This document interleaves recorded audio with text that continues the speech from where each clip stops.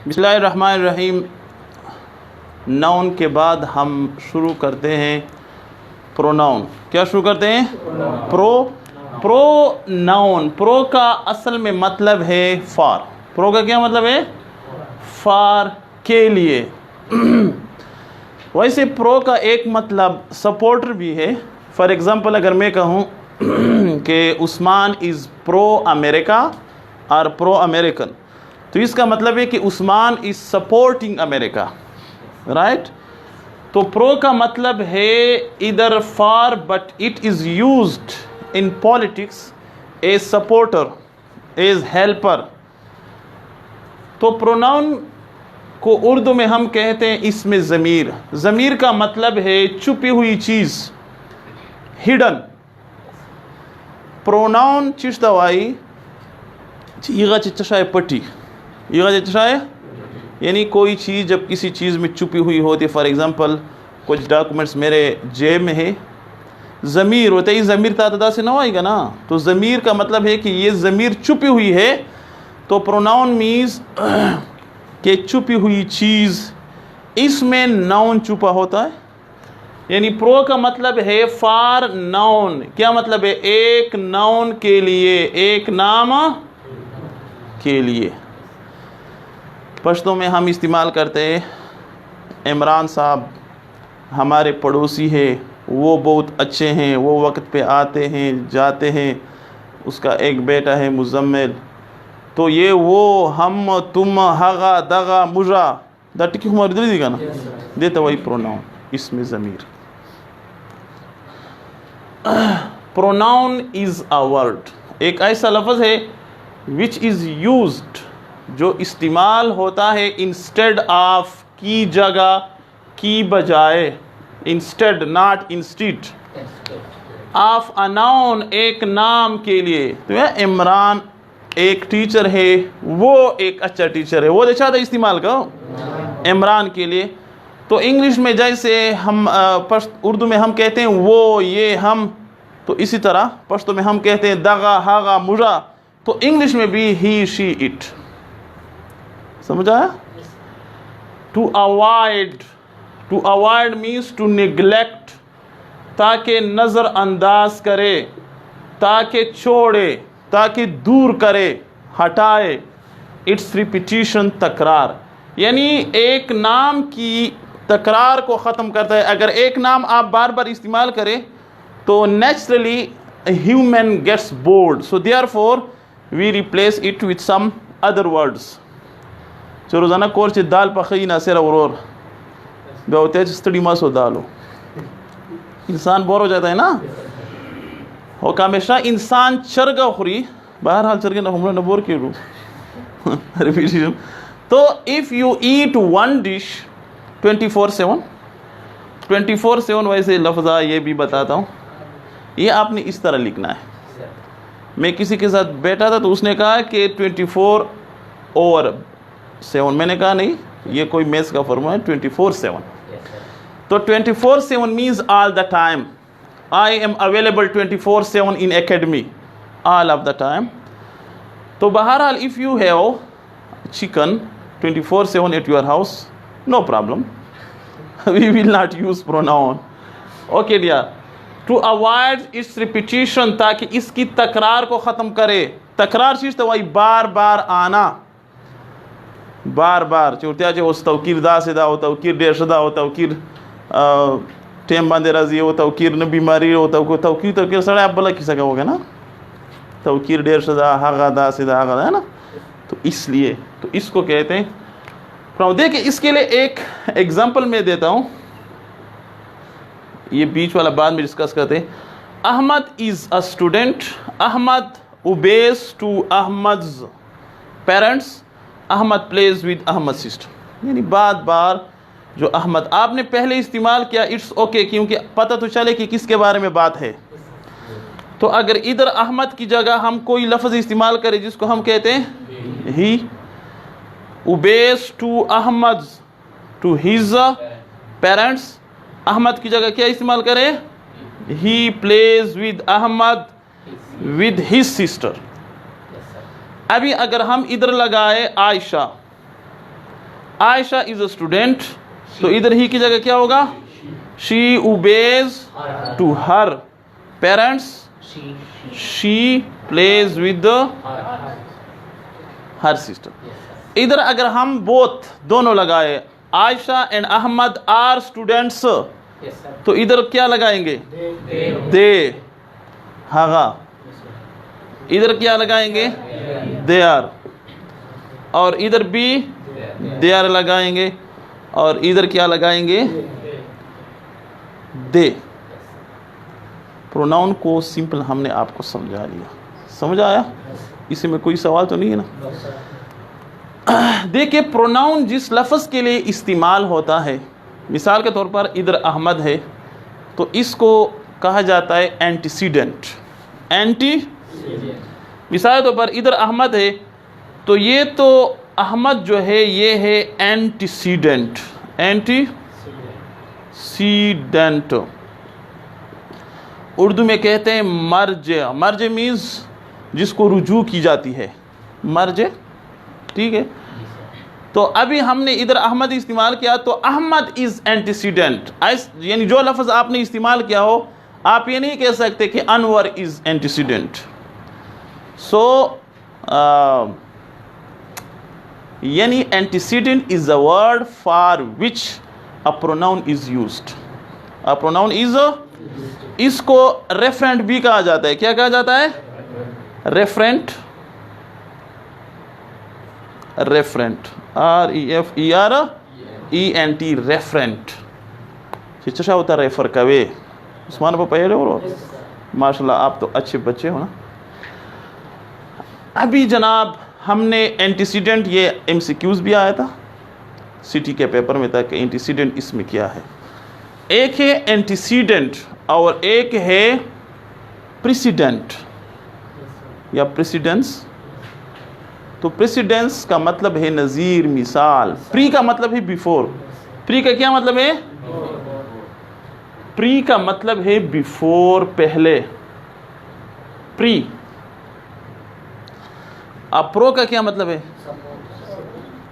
हाँ, सपोर्टर। तो प्री का अपोजिट क्या हो गया? पोस्ट। पोस्ट का मतलब है आफ्टर। प्री का मतलब है बिफोर। देखिए, पोस्ट के और मीनिंग भी है, समझ आया ना? इसलिए मैं बताता हूँ कि मुआशरे में जो एक चीज़ मशहूर होता है पहले वो बता दो। पोस्ट का मतलब है डाकखाने में ख़त को डालना।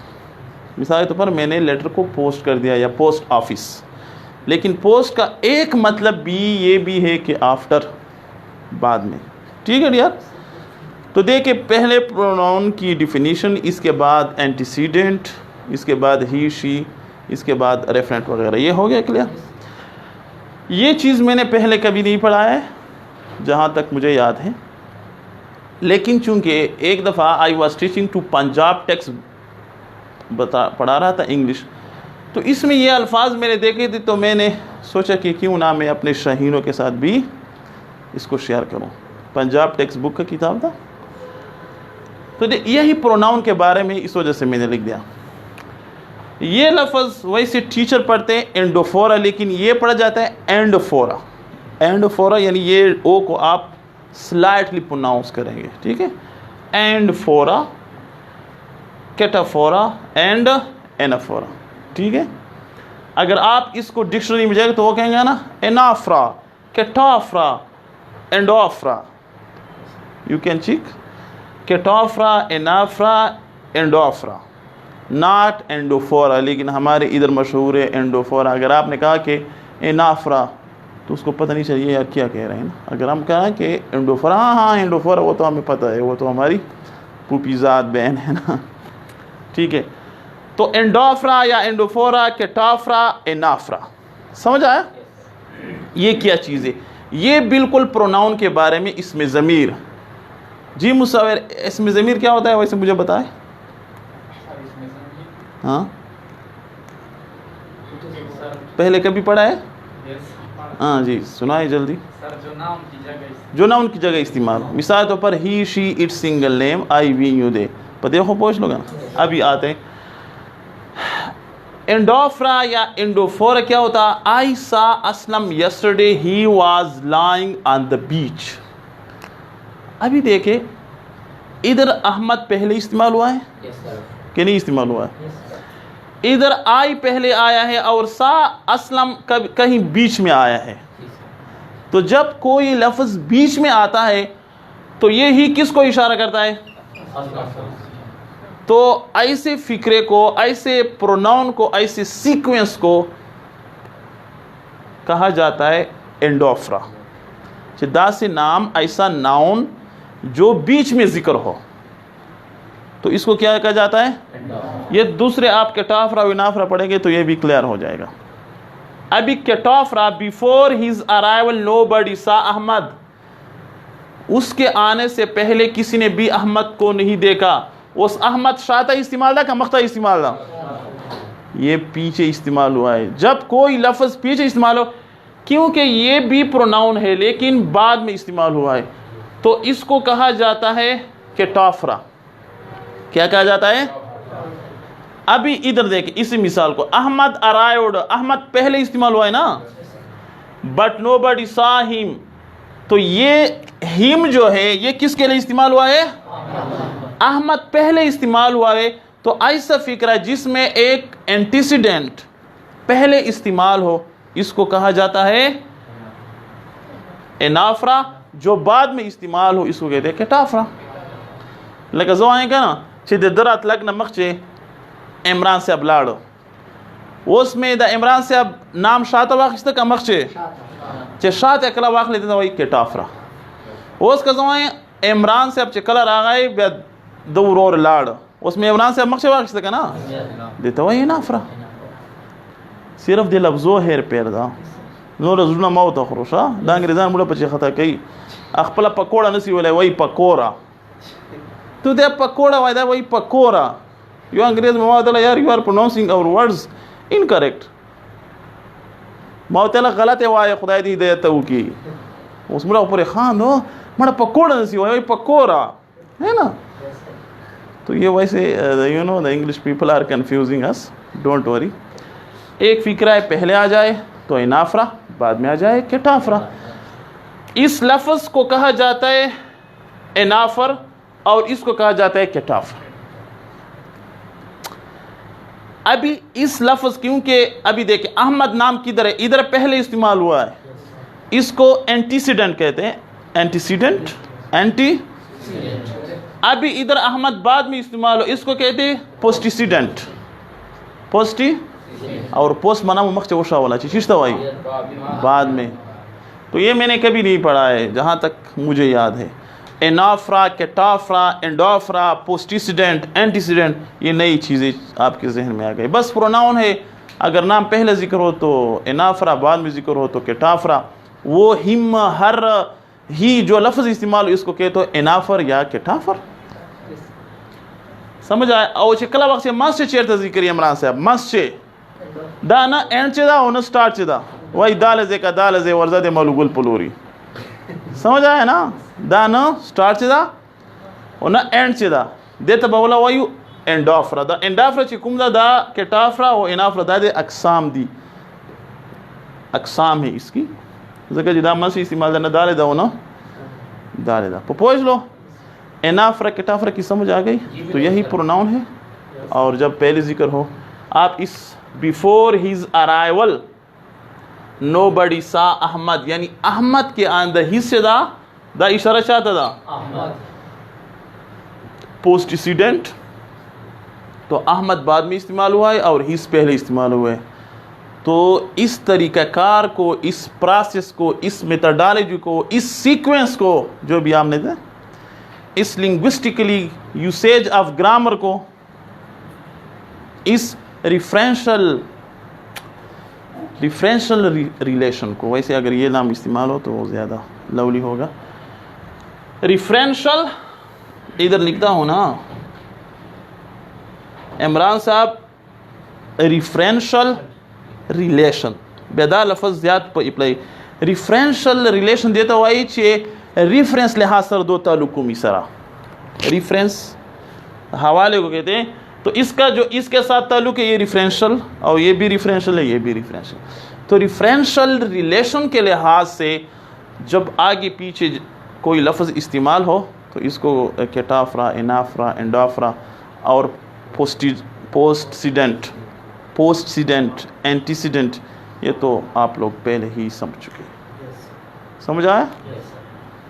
तो आज का लेक्चर प्रोनाउन, ये सिर्फ हमने प्रोनाउन का तारुफ करवाया कि प्रोनाउन वैसे होता क्या है। ठीक है लिया? थैंक यू, सी यू इंशाल्लाह टुमारो।